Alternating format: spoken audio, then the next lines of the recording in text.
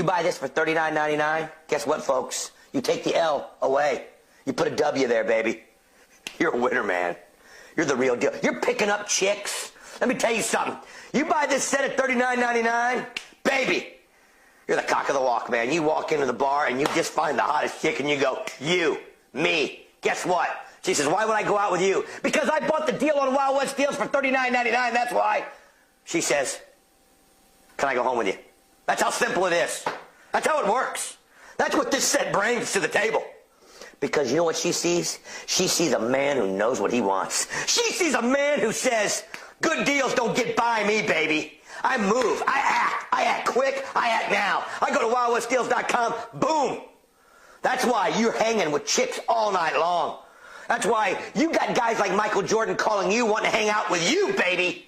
Because you bought it for $39.99. Good morning, sweet world, and welcome to the No Dunks podcast on the Athletic Network. It's Wednesday, May 8th, 2024. I'm J.E. Skeets here in the Classic Factory, and alongside me, as always, Tass Mellis. We call them cold opens, usually because they're good. I don't know if cold means good or bad with that one. I'm not sure how to feel about that. Next to him, it's the bearded one, Top Shot Hot Boy, Trey Kirby. Ayo. Ayo. And over yonder, making the magic happen, super producer, JD. Hello. There he is. Here we are. That was a hot open. We got to get that guy selling our fans on the show. Subscribe, Mr. Wild West Deal Man. I'm buying a box of cards. Yeah. I want to hang out with Michael Jordan. Exactly. Hello to everyone joining us live on YouTube right now. Take a second, hit the like button, subscribe. Podcast listeners, leave your boys a 5-star rating and review. We might have some 5-Star Friday fun on this week's Drop Podcast. A bunch of news on today's pod. Rudy Gobert. We got a Jamal Murray update. Got an unfortunate Mitchell Robinson update. We'll get into all that, but we had some games on last night. They were blowouts. Nearly had identical scores when you look at them. But let's start with the second game. Oklahoma City still unbeaten here in the 2024 NBA playoffs. They swept the Pelicans in the first round, and then they beat the Mavericks 117-95 in game one of this second round series. Where do you want to start in this one? Thunder side of things or the Mavericks struggling? Well, we'll start with the Thunder side of things, I would say, because this one was far less of a blowout than that first one, than that Celtics one, because this one was close in the third quarter when Jalen Williams started to get going, because he didn't hit a bucket in the first half at all. He didn't hit one from the floor, and I thought OKC wanted it just a little more. They looked a lot better than they did in game one versus the Pelicans in round one. They looked like a complete team, and I thought the Mavs looked a tiny bit flat, and I think that's what got Jalen Williams going. There was a missed shot early in the third quarter that he missed, and then he was able to get the offensive rebound because Luka just kind of looked flat. The legs looked a little dead on that offensive rebound, so he gets it. He hits a shot, and then from there, he had that magical fourth quarter run where he had 4 buckets on 4 consecutive possessions. That was pretty cool to watch, and him and Shea celebrating together after that because they were just like, this is our team, we're feeling good. Again, they looked way better than I thought they did in game one of the Clippers series. Jalen Williams also had that incredible layup in the top, from the top right corner of the basket. That was wild. It was a contested lay-in. He hits it from the top right corner. We need to do a sports science on that. I think there was a lot of plays we'll get to in this one where you can look at this. Maybe that dude who does that cold open can do a sports science for us, because there's like the physics in this game. There was a lot of wild ones. And then, to go on with Jalen Williams, Shea was just feeling it in that third quarter when he hit those 2 step-back threes. That guy who doesn't usually hit 3. High-fiving Mark Dagnall, his coach. That usually doesn't happen either, but that's his boy, as he said last week when he won Coach of the Year, when they got their bigger role, when Shea got his point guard spot on this team. That's when Dagnall got his spot. So really, we can get to all the support guys who were really good in this game. But I thought those 2 dudes were great. And again, I thought OKC was just on a little bit more. The offensive rebound battle was important, and it helped turn Jalen Williams' game around. Those were too many boards that the Mavs allowed, 16-11 in the offensive rebound department. OKC won it. Maybe it's home court, but they also just felt really good. Yeah, the Thunder led by 9 points at halftime, so it was close. But they pulled away there late in the third quarter after the Mavericks had made a run to make it a 1-point game because I don't know if Kyrie Irving started cooking, but he was pulling out the ingredients. He was getting ready to cook, but that's when OKC responded with scoring on their next 6 possessions. Yeah. 5 of them 3-pointers, and it felt like everybody out there was hitting one, and that got the lead back to double digits, and they sort of, stiff-armed them there in the fourth quarter. But, you had SGA early doing work in the third, and then Jalen Williams in the fourth, sort of shutting the door on Dallas. Yeah, it was as simple as sitting Josh Giddey down for the Thunder. As soon as he went out, the Thunder went on massive runs in this game. In the first quarter, as soon as he sits down 5-0. Second quarter, as soon as he sits down 16-5 run for the Thunder. Also had a 14-6 run in the second as well. Then that big third quarter run, as soon as Giddey goes to the bench, 22-8 for the Thunder. Fourth quarter, it happened again, 17-2 run as soon as Giddey sat down. The defense was too easy for the Mavericks without Giddey out there. Once he went to the bench, usually for Isaiah Joe, there was so much shooting for the Thunder that they were able to get really, really good looks and kind of neutralize what Daniel Gafford had been bringing to the game. The Thunder stars were just better than the Mavericks stars in this one. I guess, 47 combined points for Shai Gilgeous-Alexander and Jalen Williams, but most of those came in the fourth for Jalen, whereas Shai just went to the free throw line. It was a parade for this guy in the first half. That was honestly a little bit of an unfair whistle, I thought, for the Mavericks. At one point, Derrick Jones Jr. gets kicked in the nuts, and still Shai Gilgeous-Alexander shoots free throws? That didn't make any sense to me.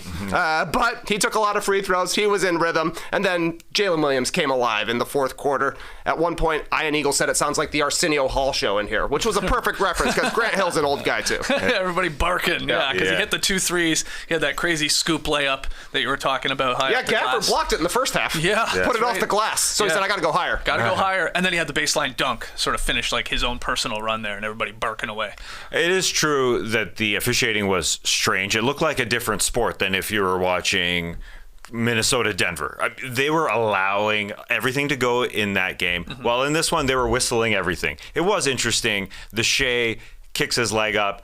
He does get hit on his shooting hand, so he goes to the free throw line for that. But he did give a light kick to Derrick Jones' testicles, and that's why Derrick Jones bent over immediately. So he got a technical, but he still went to the free throw line. So technical. So I do understand why people were upset that Shai is going to the line. Like, they were calling every bump, really, when he was getting into the lane, and everything that just shook him a little bit. He went to the free throw line 13 times. They were calling a lot of free throws. Luka as well, getting to the free throw line plenty. So I don't think you could just say that as a Dallas fan. OKC went to the line too many times. But it did look like a different sport. Honestly, out there, they were calling everything. Ben Taylor, Tony Brothers, those guys, in this instance, in this arena, they were calling it all, really. Just to comment on Luka, though, he was off. I did mention where he just looked flat and wasn't able to go get a rebound. He looked off on the offensive end as well. Lu Dort, doing his part, but Luka just looked, because he is unstoppable. He just looked off. I mean, he's been off. Yeah, he's off, but sometimes, this was way more off. Like, he has bad games and then good games in the playoffs, and this one was just not feeling it. Well, yeah. Part of that, probably this lingering knee issue, no doubt. Yeah. The other part, Lu Dort, all over you. He had a bad game, Luka. 6 of 19. He only scored 19 points, which is like nothing for this guy, obviously. I think it's been a long time since he's had under 20 points in a playoff game. And those 5 turnovers that he had in the game, too, 3 of them were just like bad, like lob attempts that he was sort of just chucking at the rim and hoping one of his guys was going to come down with it.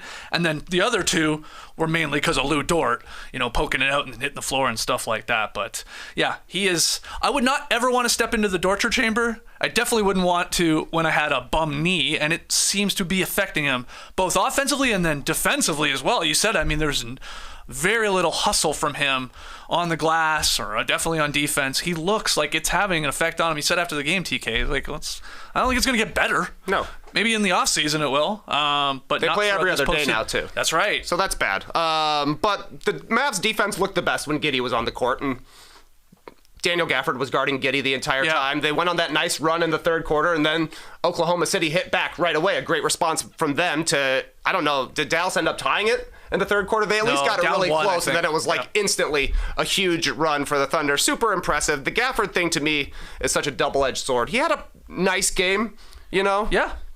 Played hard. He played hard, but too much Gafford. Yes. Too much Gafford. It's like you're playing into the Thunder's hands. That's the game plan. Every time they run a pick and roll, they're going to send two at Luka. He drops it off. Gafford made some nice plays, but only 5 for 12 from the field. He was taking a lot of wild layups over 3 guys, and honestly, you want Gafford shooting if you're the Thunder. That's the entire point. So I think a little bit more Luka ISO, a little bit more Kyrie ISO. Don't give him a chance to double team. Just go out there and cook. We'll see if Luka can do it. I thought he got good shots. He just missed. I mean, Dort was in his drawers, absolutely, but Luka can score on this guy. It's just a matter of being healthy enough to do it and hitting some shots. He wasn't able to do it last night, and he hasn't had a great game yet in these playoffs, I don't think. No, Yeah, really. I wouldn't call him dead though, because it does looks like, yes, his legs look dead, his knees look dead, but you look in the first round and he did have some duds. He had a 7 of 25, and then he followed up with a decent couple games, a 14 of 26 in there, a great 29-point game. Like there were a great 35-point game. There is a dud, but then it's followed by a decent one. So I don't think he's dead by any means. Yeah, He has to hit some three-pointers here at some point, though. He was 1 of 8 in this game. He's down to 22.7% from deep in the playoffs. He's 5 of 35 over his last 4 games. And you go back and watch them, which I did this morning, they're always contesting. There's always somebody lunging at him, be it a Dort, SGA, Wallace at times even on the switch. But they're makeable ones. I'm with you. He seemed to be missing in the exact same spot every time, and a part of it, I do think it's like they look flat because he probably doesn't have that sort of lift or the bounce there because of maybe the knee. I don't want to make excuses for him because the defense is awesome. It's elite from OKC, but there's definitely something wrong with him physically. He literally says it every time anybody asks him about it. He said it to Jared Greenberg. My knees don't feel good. Now, maybe that's a little gamesmanship to say, hey, okay, see, I don't feel good. Maybe give me some space out there. But he's also, he does that throughout the entire season. There's lots of games where he limps up and he fights through it. And I wouldn't say that he's dead. He did make some bad passes. Like that one you said to Chet Holmgren. It was a pass to Gafford. Aaron Wiggins came and broke it up because it was just a bad pass. But he also had, there's the one guy who's guarding him was fighting extremely hard.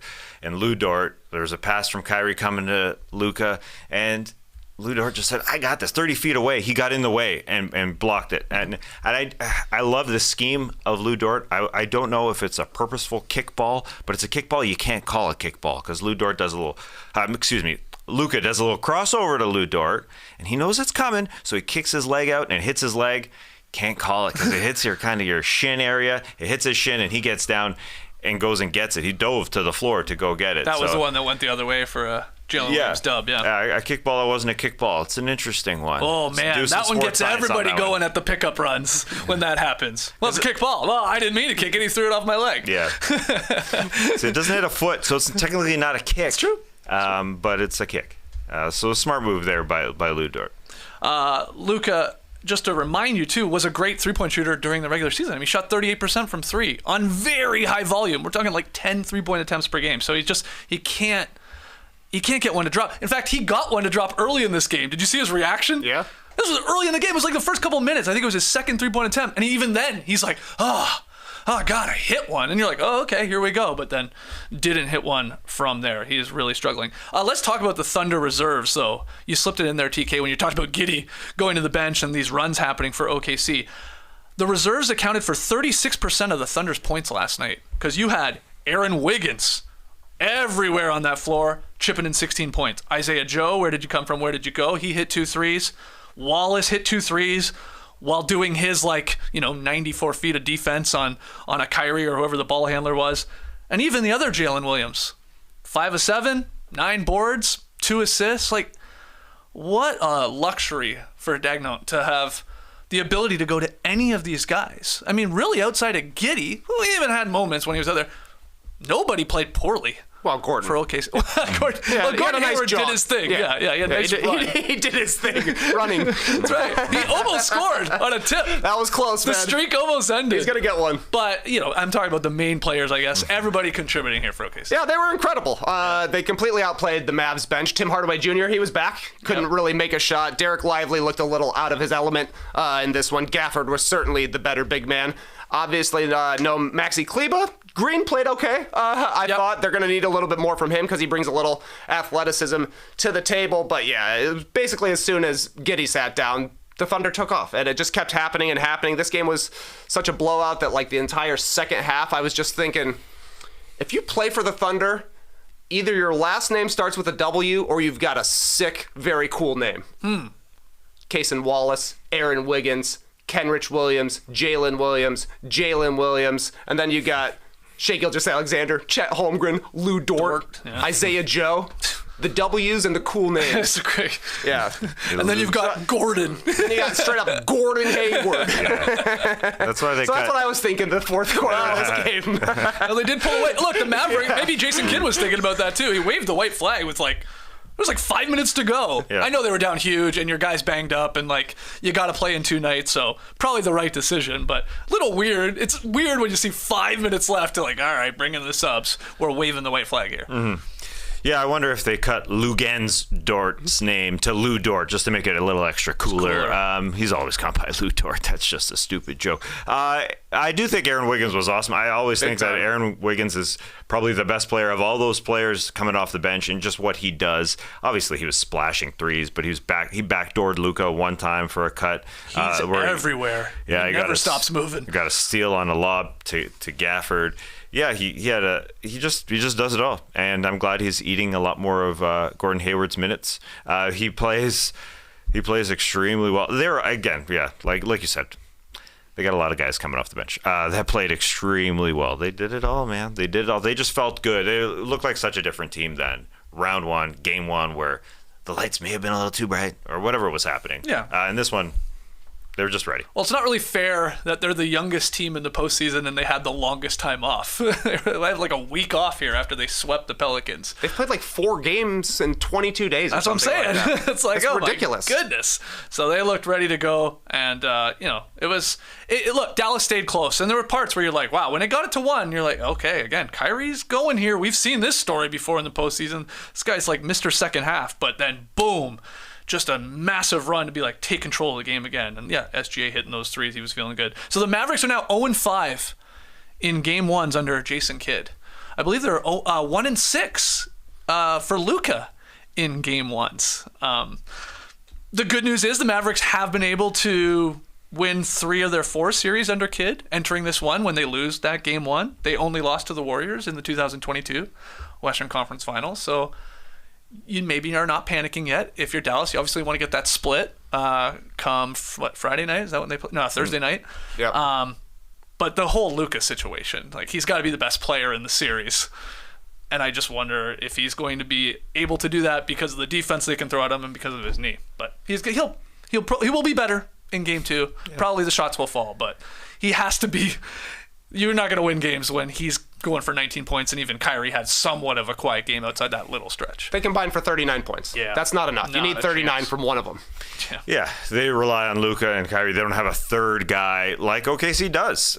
Quite honestly, like watching Shai and Jalen, okay, they look great, but Chet Holmgren was clearly the best offensive center in this series on both teams. He just looked great with his turnarounds. He looked super comfortable. Hit a couple threes. Blocking the snot out of a lot of shots in this one. Yeah, 19 points, 7 boards, 3 blocks for Chet, and he had a couple nice dunks, right? He had one sort of, I think it was off of an offensive rebound, then he screamed down the middle, got the pass. He had another big putback dunk. Gets the crowd going bonkers every time he throws down one. So really good game. A couple of awesome blocks, too. From OKC. Anything else from this one?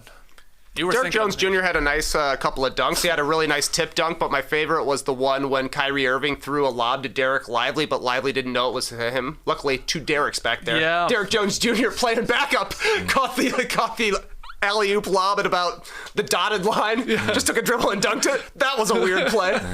Seemed like a baseball cutoff man. Yeah. The refereeing I didn't like at first. I saw a little Josh Green just grabbing the jersey of someone and them calling that a foul. Didn't like that. But then I saw Josh Green really body check Shai Gilgeous-Alexander on 2 consecutive spots where Shai was backing him up a little bit. So Josh didn't take it in the chest. He took it in the shoulder with a boom and then a body check 1, body check 2. Okay, we got to call that a foul. That can go on Sports Science. Trey tweeted a great clip of the Kevin Love running into a sumo wrestler. Oh, yeah. That's literally what Josh Green did to Shai Gilgeous-Alexander twice on the same possession. It was a hard hit. So I wrote down every sports science clip that could have been made from last night. Oh, okay. We saw Daniel Gafford, his head hitting the cushion on the bottom of the backboard after blocking Jalen Williams. Nice. Oh, that was awesome. The Jalen Williams laying off the top corner of the basket. I mean, that's far. Yeah. You could, I can see the image of pulling out the meter stick or the tape measure, how far that was from the rim. That was a really far land. The Holmgren block on Kyrie's left-handed push shot, it ain't all that sexy for sports science, but to see a Kyrie left-handed push shot from the baseline, like 10 feet away, and Chet Holmgren just blocking it looked cool. The Dort kickball, that wasn't a kickball. I don't know, there's something there. That's probably about it. I got a contested drive, top right. Oh, no, that's the Jalen Williams. Anyways, that's about it. I'd maybe throw in Mark Daignault squinting. Now that you mentioned it, Skeets, You can't not see it. I can't not see it, man. This guy squints more than Trey Kirby, man.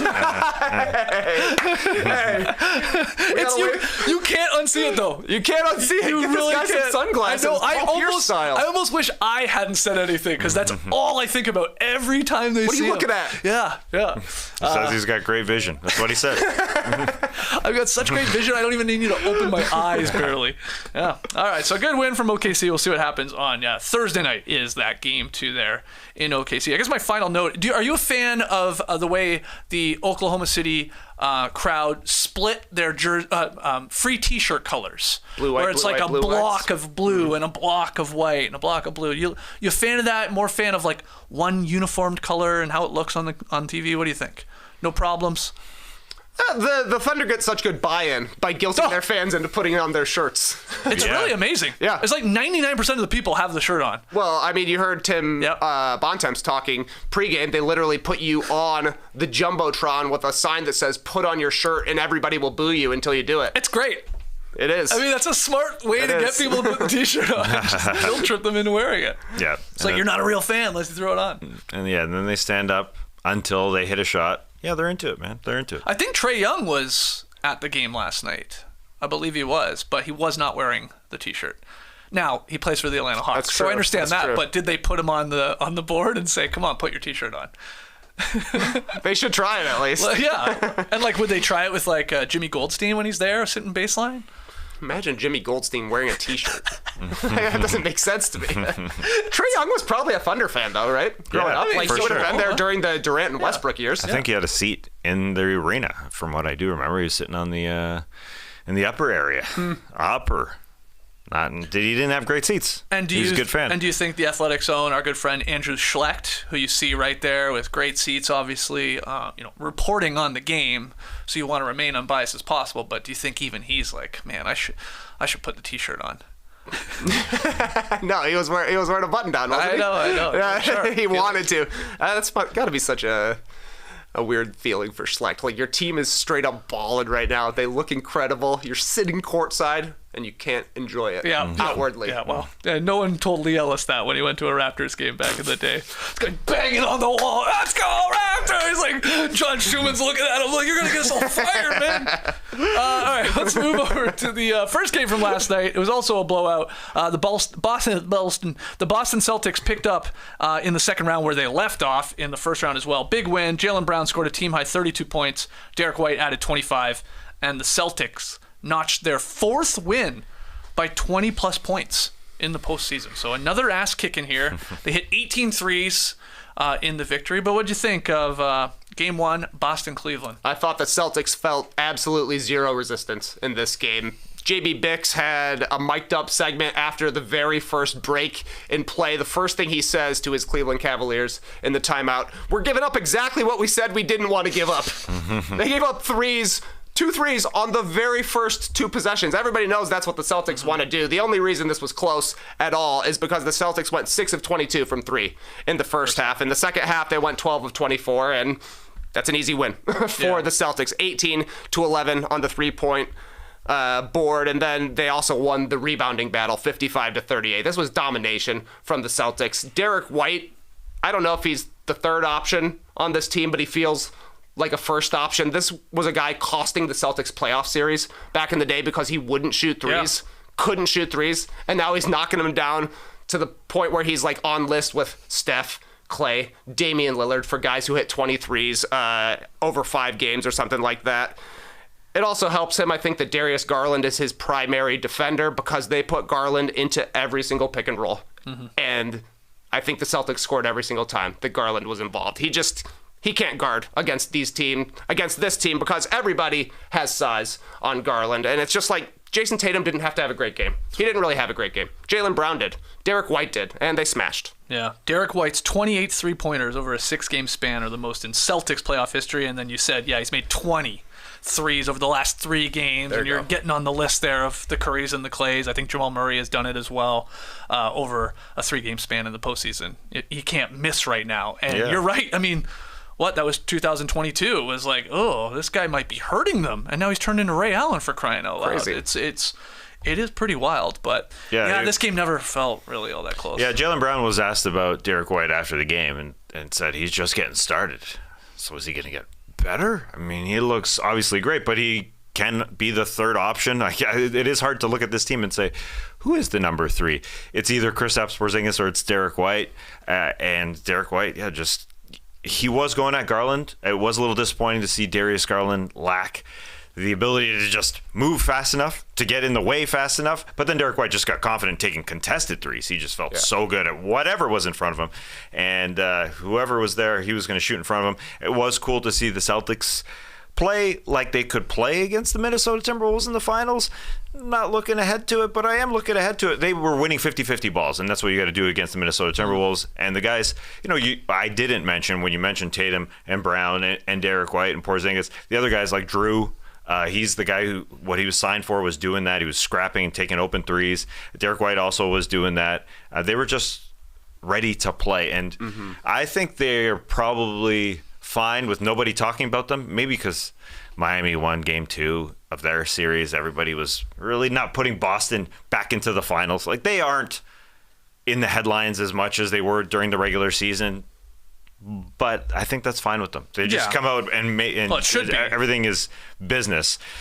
And it's unlikely that this is going to be much of a series just with all their freaking talent. They played hard most of the night. and they could have easily blown them up by 30 like right from the get-go if they played even harder. Yeah, they were missing threes in the first half. They were generating good looks though. Okoro was hitting a lot of threes to sort of keep them around. Donovan Mitchell did his part again, I thought. At least as much scoring as he could possibly do here over a 3-game stretch now. But nobody else, especially Garland. I mean, Darius Garland right now, this guy was an all-star. He looks like, to me, and I love this player, but it's going to come off as a bit of a diss. He looks like Mike Conley at this point of Mike Conley's career. Like, he looks like an old guy to me, the way he's playing. There's not a lot of juice to him.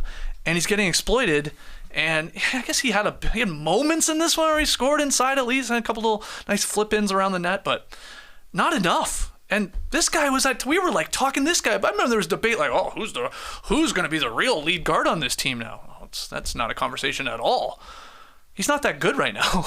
He's Tyler Hero. He plays exactly like Tyler Hero right now. He can get hot. He can have some big shooting games, but he's giving it all back on the other end and seems to just not know what to do right now. He seems completely lost, and maybe it's because this is clearly Donovan Mitchell is the lead guard, and it was, he went out. How do I fit in? He just doesn't seem to bring anything consistently. And then the defense is just bad. It's bad. He's a target out there. Yeah, no, he's getting left behind. He's not as good as Mike Conley playing defense now. Yeah. Like, he's just slow, and Conley gets in front of the guy who's supposed to guard. But on the offensive end, maybe the next year they figure out what their pecking order is. Because he'll probably be the number 1 guy. Huh? He'll be the number 1 guy next year.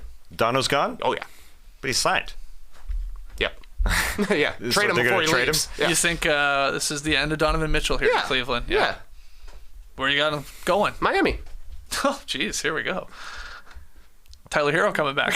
Probably, yeah. Double Tyler Hero. What's better than one Tyler Hero? Well, the Heat already have 2. They got Terry Rozier. That's right. But it's weird. I mean, like, Garland, he is talented. He did make an all-star team, though I feel like he made an all-star team because it was in Cleveland that year. Yeah, it's possible. Yeah. He had a good year. He had a good year. And he's had It hasn't been this year. Brutal year. And he had the broken jaw and all that and a lot of injuries. And there are reasons, but it's shocking to see him this sort of playing this poorly over a long stretch here. This went back to the end of the regular season, into the postseason. Garland, Strus, and Karis LeVert gave the Celtics 23 points combined in Game 1.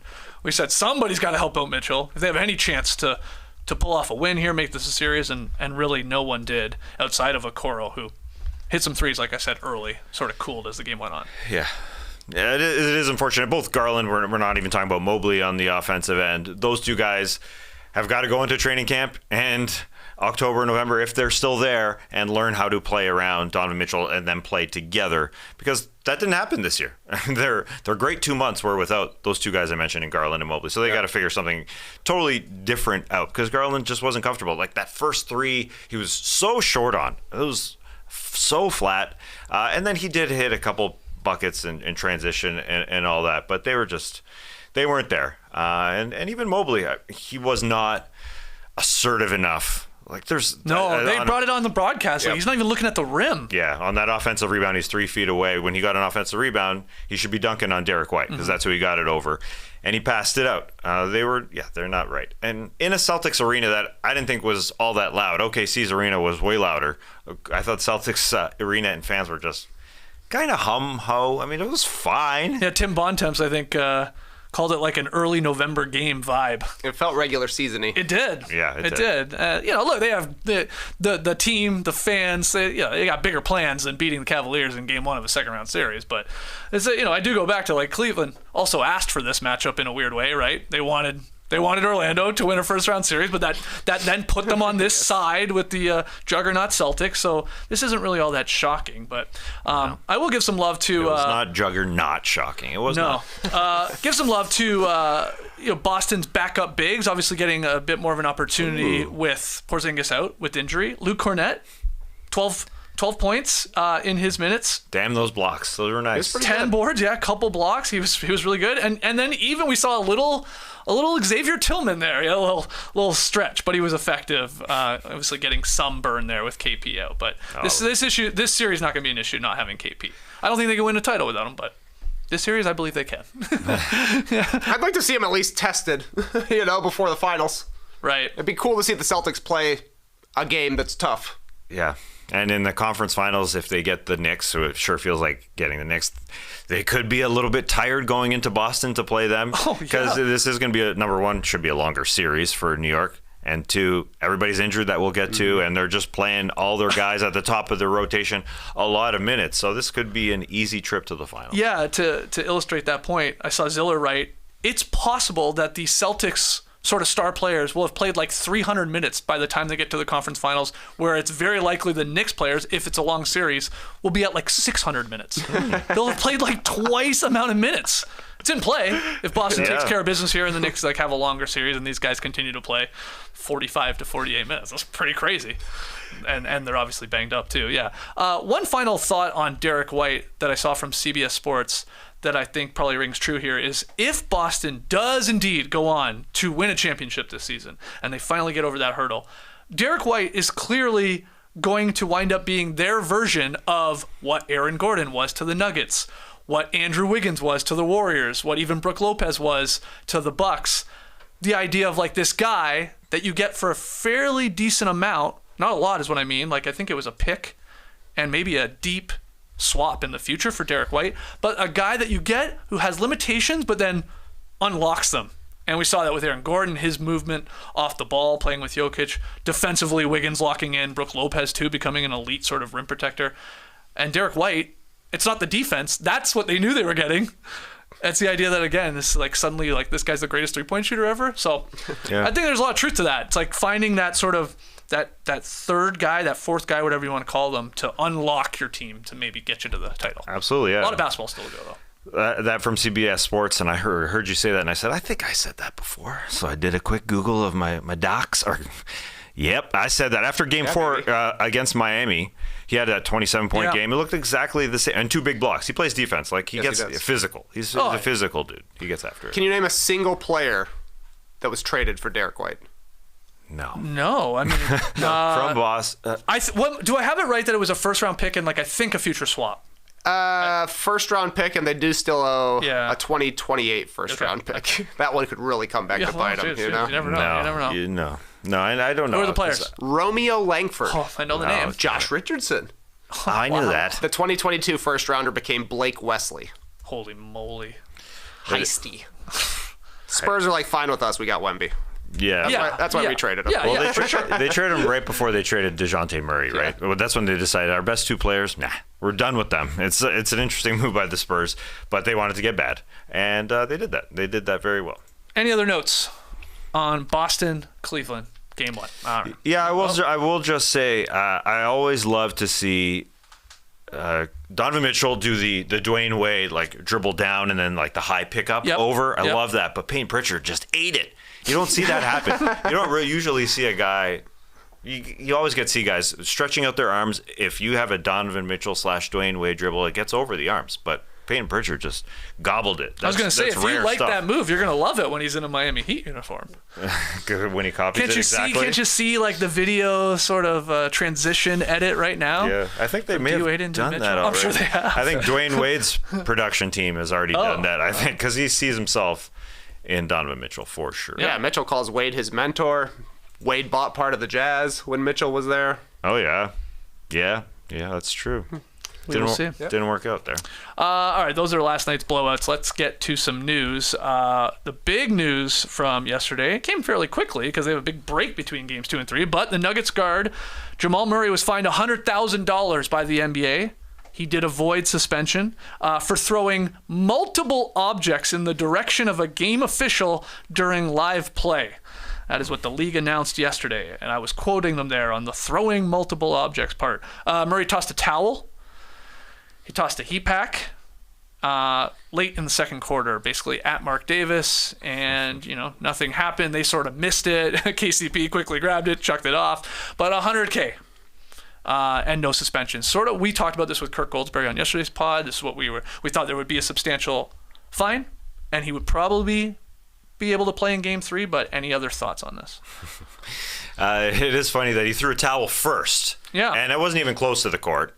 It was a little short. It was in the baseline area, and then he decided I got to throw something else. Threw the heat pack, and I guess it wasn't technically directly at Mark Davis, although it sort of looked like that because Mark Davis was asked about it after the game in the reporter pool, and he said if we knew it came from the bench, we would have reviewed it under the hostile act trigger, and he would have got a tech because it wasn't thrown directly at someone. But if it was, he would have got ejected if they knew it was at someone, as he told our man Dave McMahon. So that's, I guess he's needs a little more investigative work there for Mark Davis, because it's like he knew, he looked around both times, but it wasn't like at him. And he didn't know if it came from you don't know fans. who threw it at first, and then it wouldn't take long to figure out that it was a player or at least someone on the coaching staff. Yeah, they didn't review had it. access to a heat pack to chuck. We see video reviews all the time in games, but not for this one. No. They were just chilling for this one. And I it didn't hit anybody, and nobody landed on it. So that, or else there probably could have been an ejection. I guess the Nuggets got lucky here. I think that Murray isn't being suspended. If this happens in the regular season, he's probably going to be suspended, though. You compare it to Dwayne Dedmon freaking out against Eric Spoelstra, literally his own team. The Farragun goes on the floor. He was ejected. So maybe that's what would have happened. He did get suspended, but it was by the Miami Heat because they're like, see ya. You're out of here. Yeah. You're never playing for us again, and he didn't. But I bet if you ask the Timberwolves, and especially Anthony Edwards, they'd say, fine. We'd rather beat you full strength. Possibly. Yeah, the NBA is happy, I think, in this situation because they'd rather have the Nuggets have a key guy in Game 3. Well, that's what people wonder if if Denver was up 2-0, if the series was 1-1. Does Jamal Murray and the exact same thing happens and he's frustrated? He's throwing this crap because he's angry with Mark Davis. He's angry with the whistle. He's angry with everything going on out there. He's frustrated with his shots not falling. Would he have been suspended if it's a different series? I think it's fair to wonder. I don't know. I'm not we want these guys to play. So, and nothing happened in the end. You're right. It could have been bad. Cat could have slipped on it, I guess, and twisted a knee. Could have been very bad. Yeah, again, but nothing happens. That's good. If it hits somebody or somebody steps on it, then he gets a suspension, in my eyes. And in this case, in this scenario, it doesn't make as many headlines. It's not as big. We've seen guys saying throw. He's lucky that his shot is so off right now that he didn't hit Mark Davis or anybody. Yes, I heard. Even throwing a heat pack. I heard Tim Legler on ESPN say it's no surprise that Jamal Murray missed Mark Davis because he is cold. I get it, sure. But then I went back and watched everything that Jamal Murray was pissed about, every one of his shots. There was lots of physical play in yesterday's game, and he was upset about it. Yeah, but they should have fought through. Tantrum. No. And I think KCP was the guy who picked it up and walked off and was like, "What the man? What's going on?" He was even upset. His teammate. Yeah. So that was weird. And I called it a free throw yesterday. I was wrong. It definitely wasn't. It was during play. A free throw. It was during play. Yeah.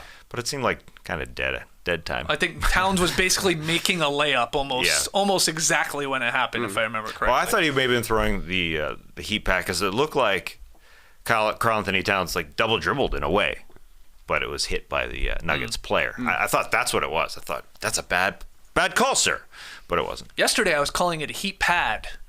Today I'm calling it a heat pack. How do you feel about that? Pack to me seems a little bit more transportable. Okay. Yeah. Pad, I don't know why it seems like you would plug it in. I sort of agree with that. I did see a great clip yesterday of Kevin Garnett and Paul Pierce. It must have been while they were watching this game because they were talking about Mike Malone getting in the face of Mark Davis, and they're like, you got to be careful because Mark Davis will fight you. I saw that clip as well. It's hilarious. Yeah, and they told a story about Rondo stepping to him once or saying something to him, and he was like, "You want to?" Like, he just beat your ass. Yeah.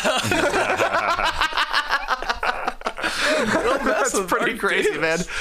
They gave the Nuggets a long leash in that game too. It really felt like both Malone and Jamal Murray, they were begging for technicals. Like, please discipline us to try to get everybody else fired up. Yeah. And the refs, to their credit, were not taking the bait at all. Like, nope.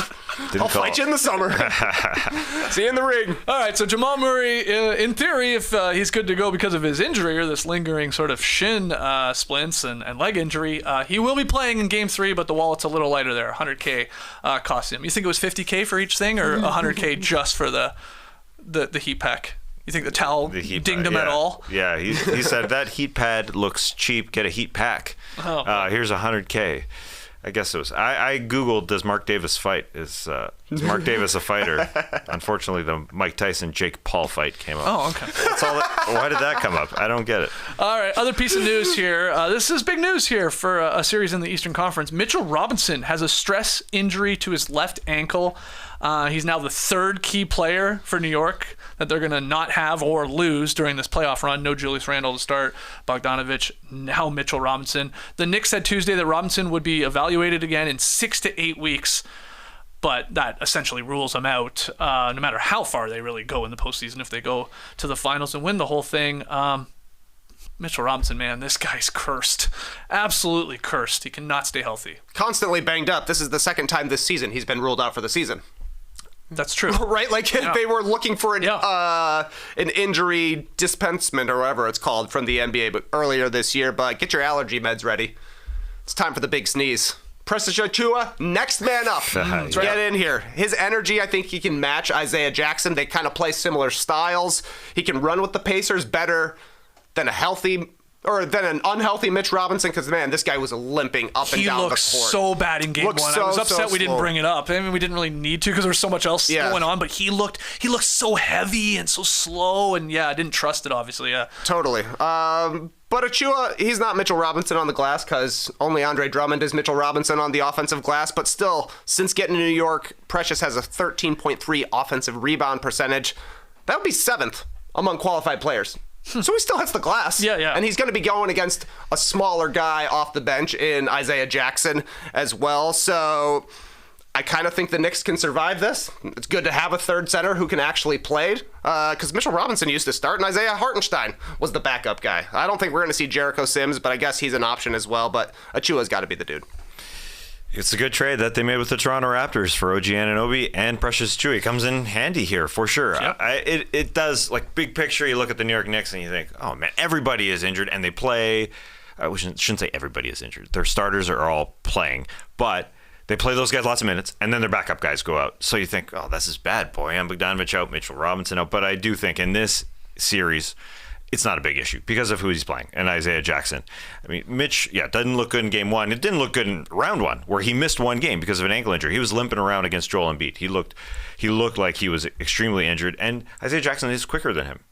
He's just faster, so it is precious time, and Tibbs is going to finally use him. I mean, when that injury happened to Mitchell Robinson in round one, he was out one game against Joel Embiid. Precious came in and played 20 minutes, 4 blocks, 7 boards. It was good. Only 1 point. A big 1 point because he couldn't put the ball through the hoop, but I don't think that really matters. In this instance here with the Knicks, again, it's okay to have McBride and Precious Achiuwa as your 2 guys coming off the bench, and that's it. That's it. That's all Tibbs is going to bring out. There's a chance he looks at Alec Burks and says maybe for a minute or 2, but probably not. Shake Milton, no. Jericho Sims, unlikely. Yeah, unless that's who they're going. Yeah, that's who they're going. Mitchell Robinson took to Twitter after this news. He says, "This is so effed up, dog. Like, I don't even know what to say." He followed that up moments later with, "This is not over. I will seek revenge." What? He deleted that second post. Now, people are reading into it, of course, but is the revenge against Joel Embiid, who he maybe feels played a part in the ankle injury? Ooh. Right? It has to. Why would you delete it? And who's the revenge? Didn't he pull on his right ankle? Yeah. He did pull on his right ankle. I know. So maybe that's why he's like, this is stupid. I'll delete this. But anyway, I feel bad for him. I definitely do feel bad for him because I think this is now the 4th in-season procedure he's going to have had or undergone here since joining the Knicks in 2018. Like, he really just cannot stay healthy for a substantial amount of time. He was their starting center for the first 21 games. And then, you said it, Trey, ankle surgery, misses the next 50. We didn't even think we'd maybe see him at all for the rest of the year. He comes back. He doesn't look 100%, and then it's tweaked again here, the other ankle. And, man, it's bad. It's bad. And this guy was really good when he was playing. He was the top offensive rebounder, basically, in the league. But it was a good Embiid stopper at times, but it is different against the Pacers who just run with Turner and Isaiah Jackson. Minnesota Timberwolves center Rudy Gobert is once again the NBA's Defensive Player of the Year. Rudy joins Hall of Fame centers Dikembe Mutombo and Ben Wallace as the only 4-time winners. Gobert received 72 first place votes, so he sort of ran away with this one in the end. Victor Wembanyama, the Rook, coming in second. Bam third, and everybody freaking out that Sabonis got a vote for Defensive Player of the Year. Somebody out there really loves and respects the defensive rebound. Defense isn't over until you get the board. That's right. Sabonis leads the league in defensive rebounds. So somebody wanted to give him a little honor there. But, Rudy, not surprisingly, Taz, I don't think anybody's shocked by this, ekes out, or not really ekes out, but wins his 4th here over Wemby. The Wemby says this will be the last one he ever wins. Rudy does.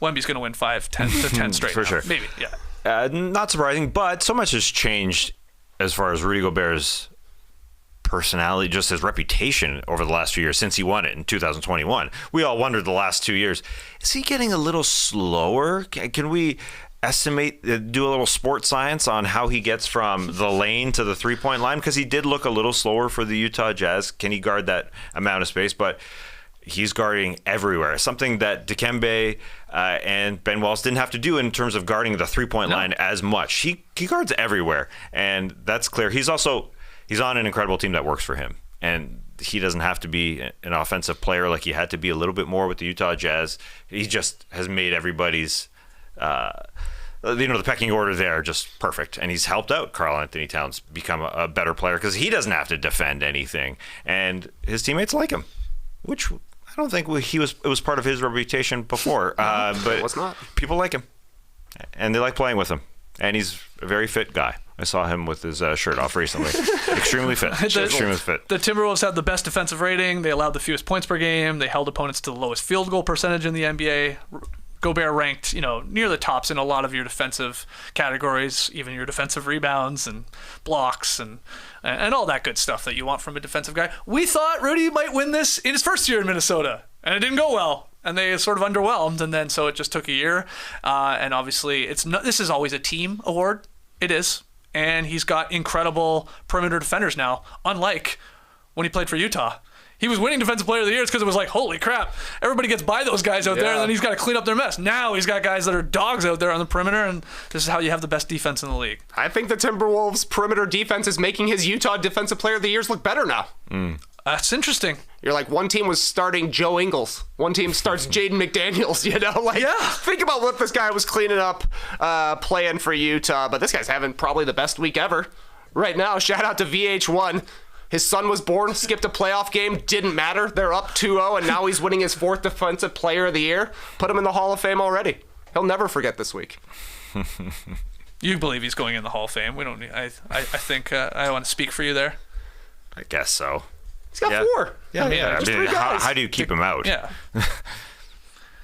If he gets a title this year, it's a damn lock, but I think he's in no matter what. Yeah, Dikembe's there. That's right. And Ben Wallace is there, and he's got 4. Will he win another one? I think that's fun. That's fun. Or is this the last one? Is Wemby calling a shot here and saying, no, I'll be winning these for the next couple of years here? Or there'll be other guys that come up too, but we've never had a rookie win Defensive Player of the Year. Right. Wemby's going to break this record. He will get more than 4, I think. Wow. Guy got 19 votes for first place as a rookie on a terrible defense. Imagine when they put some decent players around him. He's maybe already the best defensive player in the league. Right. But the Timberwolves are a much better defense, though the Spurs played at a Timberwolves level when Wemby was on the court. Mm-hmm. Do you want to do a quick little trivia off of Defensive Player of the Year? 10 guys total have won more than 1 DPOY. You guys already know the ones that have won 4 because we talked about it. It's Rudy, it's Dikembe, it's Ben Wallace. So we've got 7 other guys that have won more than 2. Dwight Howard. He has 3. He's the only other one with 3 or more. Draymond Green, no, sir. He has 1. Kawhi Leonard. Kawhi Leonard has 2. Yep. Yeah, I think of those 2 guys. Sidney Moncrief. Yeah, good ones. 2. I believe you're right. Yeah. Yep, he's got 2. There's 10. You got 4 more guys with 2. Dennis Rodman. There you go. Dennis Rodman. Did Akeem win? Here you go. This award is named after the man. I did forget that. Yeah, I know. So did I. So Akeem Olajuwon has 2, and then you've got 2 more. Definitely gettable. You got to go to the 80s for one guy, and you got to go to the 90s for the other. Michael Cooper. No. Coop has 1, I think. 1. Okay. Yeah. Who else was Big guys. D'ing up? Oh yeah, Mark Eaton. There you go. He's got 2. Oh, the block guys. Yeah. And what you said that was the 80s one? What did you say the other era was? It's 90s. Okay. I believe he won both in the 90s. Peyton didn't do it more than once. I'll double check that. I think Alvin Gary has Robertson 1. didn't do it more than once. No. David Robinson? No. No, I don't think so. No. Ewing, no. Man, this one is. He won back-to-back late 90s. This guy's stumperooning. Yeah, this is good. This is late 90s? And it wasn't Hakeem or Rodman. Dikembe. Who was in the middle there? Oh, I guess he did win. Sorry, I want to correct myself. He won 99 and then 2000. Okay. So, Okay, 2000. so he won. I guess that means he won. Mourning? Bingo! Nice one. A shortened season, I think he won. The one of them. Yep. So you guys nailed it there. The guys to have won multiple Defensive Player of the Years. 10 in total, and Rudy's got 4. And yeah, probably Wemby will have 6 or 7 by the time he's done. Okay, final piece of news. Another member of the Memphis Grizzlies Core 4 is expected to receive an upcoming jersey retirement ceremony. According to the Commercial Appeal, the Grizzlies are planning to retire Tony Allen's jersey for next season. The Grindfather would be the 3rd Grizzlies player with a jersey in the rafters, joining Marc Gasol, who just had his, month or so ago, and Zach Randolph, who already had his retired. Tony Allen, going to be the next one from the Grit and Grind era Grizzlies to go up in the rafters. What do you think? They call it the Grindhouse. He's the Grindfather. You simply had to have Tony Allen's number hanging up there. Gotta have it up there. I was going back doing a little research. Apparently, in October of 2017, Tony Allen's first game back in Memphis, he was then on the New Orleans Pelicans. They said then they're going to do this. Took 7 years, I guess. But he deserves it. 6-time all-defense, 3 times on the first team, 3 times on the second team. Kobe Bryant said, this is the best guy to ever guard me. I also was going down a deep rabbit hole because I swear there's a clip of Tony Allen playing defense with his hands behind his back. You know, like, I'm not fouling you. I'm just running chest mode against these guys. I couldn't track it down. So if you see it, send it to me because I like that clip. 6-time all-defensive team selection during the Grizzlies Grit and Grind era. And yeah, they were going to retire his jersey during the 21-22 season with Randolph. But you remember Allen was like, hey, can you postpone the jersey retirement? Because he was caught up in like federal court in that weird multi-million-dollar health insurance fraud scheme. Yeah, which I don't know whatever happened from that. But he was like, yeah, can you just hold off on this? So we'll get it next year here. Tony Allen, have maybe the whole band back together. Do you think they'll schedule it with Mike Conley in attendance? Oh yeah, probably. For sure. Yeah, they did it. They did it for Marc Gasol when it was a day off for the Minnesota Timberwolves. He got on a plane, got over there. But the 4 grit and grind guys will now have their jerseys retired because it's Zach Randolph, Marc Gasol already been retired. Mike Conley will be eventually 100%. If I like the Tony Allen addition here, because with a lot of franchises they wouldn't retire somebody like Tony Allen, like a guy who not an all-star, an incredible defensive player, help your team out. A guy that will fight for your fan base. So yes, I like it. It's an organizational type of thing. Some organizations would absolutely not. Right. Yeah, they are celebrating literally that era by retiring the jerseys of all these guys. You know, Zach Randolph, Marc Gasol, better all-stars. Players, all-stars than Tony Allen, but that's what they're doing here. And you're right, when Conley eventually gets his retired too. I mean, they were so important to that city, and it was like they never won the championship, of course, but that was like an elite team for many, many years. And I like that we have these teams that even the ones that don't win a title should be celebrated, can be celebrated, especially just for their city and for their franchise. So congrats in advance to Tony Allen on the jersey retirement. You want to drive up and catch it? I wasn't invited to Marc Gasol's for some reason. Yeah, that's true. So I'm bitter. That would have been fun. Marc Gasol was great, and he gave a ton of credit to those 3 guys specifically. So now all 4 will be in there. Yeah, I guess that was the first time they had all been back together in Memphis since they had like all parted ways, like way back. So they'll probably do it again. All right, let's get to tweet of the night. Tweet of the night. Wow. Twitter. Okay, this is a weird one. It's got a few parts here, but I found it too funny, so I had to go with it. We know Rudy Gobert just had his first baby. Congrats to Rudy Gobert. Congrats. That's why he missed Game 2 that they won. So that's why Shams Charania tweeted. Timberwolves center Rudy Gobert out for Game 2 versus the Nuggets. Gobert had birth of his first child. So that's when glue.guy had to Google. He said, hold on a second, let me think. Okay, so he misses a game here in May. I remember him saying he lost his virginity. He Googles it. On August 3rd, 2023, Rudy Gobert hits a 3-pointer. He said, quote, I feel like I lost my virginity. Hitting a 3 made him feel like he lost his virginity. So that's when Glue Guy did a little bit more research. And 9 months ago to the day, almost to the day, very, very close, within a day, he then had his first baby. Interesting, says Glue Guy. Saturday, August 5th, 2023 is when he said it. 9 months later, thanks to Glue Guy and Gobert World, some great names here. They put it all together that, hey, maybe he conceived, along with his partner, their first baby on the day. Now, pregnancy doesn't work like that. It's all the time. It's not necessarily 9 months, but who the heck knows how it works. 9 to 10 months is the proximity. So here we go. It's 9 months basically to the day. So I classify that as funny enough. You get in to tweet of the night. That's good work. It's great work. And it's also all copy and pasted and glued in one screenshot. So I was happy to look at it rather than look all around. Yeah, well put together. I forgot about Rudy Gobert making 3-pointers during the FIBA tournament. I did remember Anthony Edwards say, if he shoots a 3 in Minnesota, I'm walking off the court. Yeah. 0 for 3 this season, Rudy Gobert from 3. Hasn't made one yet in his He's NBA 0 for career. 17, in the regular season. He's 0 for 6 in Minnesota specifically, since he's been there. I looked it up. I was like, how many threes did Dikembe or Ben Wallace hit in their career? You want to take a stab at it? Dikembe. Let's do Dikembe first. Zero? He hit one? He never made one. Yeah. How many do you think he attempted?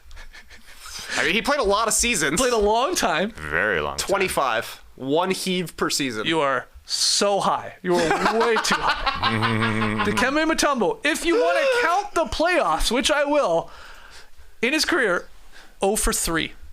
Oh, my goodness. 3 attempts. That's all Dikembe. Now. I bet those were at the end of a quarter, probably, too. I would assume so. He's got to chuck it. Okay, Ben Wallace, I'm going to tell you right now, he has hit a a three-pointer, but how many in his career? Okay. How many in his regular season? Okay, he didn't hit one in the postseason. Okay. Regular season three-pointers for Ben Wallace. And attempts if you want to take a stab at it. I absolutely do. 5 for 21. Okay. Well, that'd be a great high. percentage. Yeah. Should have shot more. Terrible percentage. Yeah. No, okay, but you said, 5 of... You want to change that then? Yeah, 31. Okay, 5 of 31. Take a go at it. 3 of 28. Okay, Ben Wallace in his very long career, too, his Hall of Fame career. 7 for 51. Wow, shooter. 14%, but had multiple seasons where he at least hit one. 1, 2, 3, 4, 5, 6, 7 seasons where he hit one. Ben Wallace was a problem offensively. He was a problem offensively. It works both ways. Yeah, I watch him on the Bulls a lot. Oh. There you go. Ben Wallace hit 7. Rudy 0, at least in the NBA. And then Dikembe 0 for 3 if we count the playoffs. Yeah. That's wild. I want to know how many times Ben Wallace had his left hand on the ball when he took those attempts, because he was really a one-hand chucker, like a one-hand shooter type of guy, because he shot it in close. I'm gonna watch those three-pointers. All right, you fire him up. Shouldn't You take fire him long. up, buddy. All right, we'll call it there. Look, one game on tonight. That's it. That's great because Survivor's also on, so we're happy about that. The No Buffs team. But we have Game 2, Indiana and New York. It's 8 p.m. Eastern. So we'll be back tomorrow to talk about that. But because we only have one game, we might be light on news. We'll probably hit the beach tomorrow. So get your beach step-in questions in. You can drop them in the YouTube comments. You can tweet them in at NoDunksInc. That's INC on the end. Or you can email them nodunks@theathletic.com. We'll probably put a post up there on our community page on YouTube as well if you want to drop them there. So we'll hit the beach, answer some of your questions. Anything goes. You want to make about the playoffs, about the awards, about next season, about the off season, whatever. Get your questions in. We'll try and get to as many as possible. Till then, Clipper Bros. You heard it here first. Have a great time. Turn up. Love you guys. Awesome. Thanks for joining us, and remember, Ben Wallace hit some threes, and I was disrespectful of his shot form. It was all right. It was all right. Watching him here, I haven't found the Tony Allen behind the back thing yet, but it looked like form. Well, I just saw him dunk. Yeah, because now I'm watching the night of Ben Wallace's life, the hottest shooting night of Ben Wallace's life. What did he It go? started with a dunk. I don't know. I don't know. I wonder his career high. Did he Now ever I'm score 30 intrigued. points? No way. Probably not. 41% career free throw shooter. Ooh. Wow. Hall of Famer. Hall of Famer. Because of the D, baby. All right. Brace the day, people.